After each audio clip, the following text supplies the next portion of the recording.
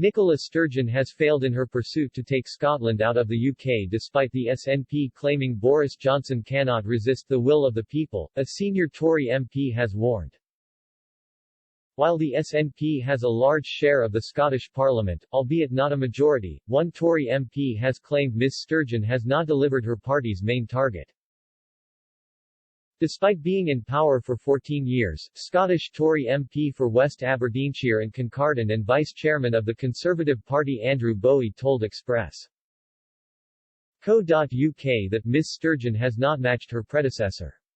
Indeed, Mr. Bowie added the SNP's failure to reach a majority is a major blow for the party, despite some polls suggesting the party would do so before the election.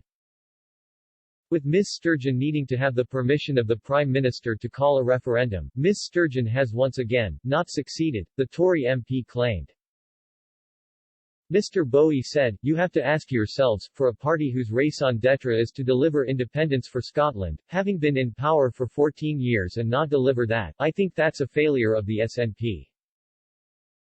And I think Nicola Sturgeon's leadership can be viewed in the same manner. She has failed to match what her predecessor Alex Salmond in getting a majority and gaining an independence referendum with the agreement of the UK government. She has failed in 2 Scottish elections to get the majority of the Scottish Parliament.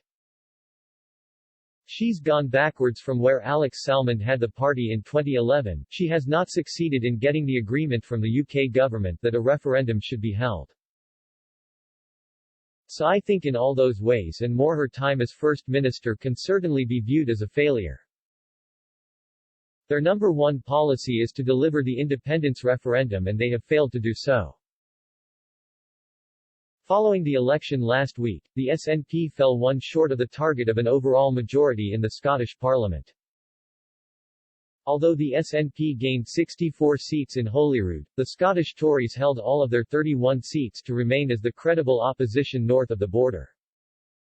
In comparison to the 2011 election, however, the SNP won 69 seats as Mr. Salmond caused a surge in party support.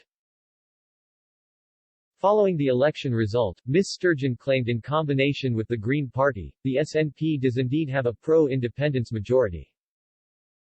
In terms of a share of the constituency vote, the SNP has 49% of the votes cast in combination with the Greens.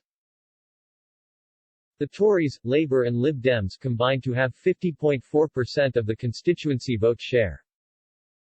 Armed with their strong seat share, Ms Sturgeon has insisted her party will hold an independence vote in the next few years.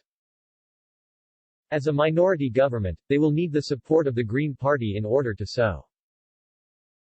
Ms Sturgeon would also need the permission of the Prime Minister in order to call a referendum, who, as of yet, has not done so. Instead, Mr. Johnson has claimed now is not the time to call a referendum as the UK recovers from the coronavirus pandemic.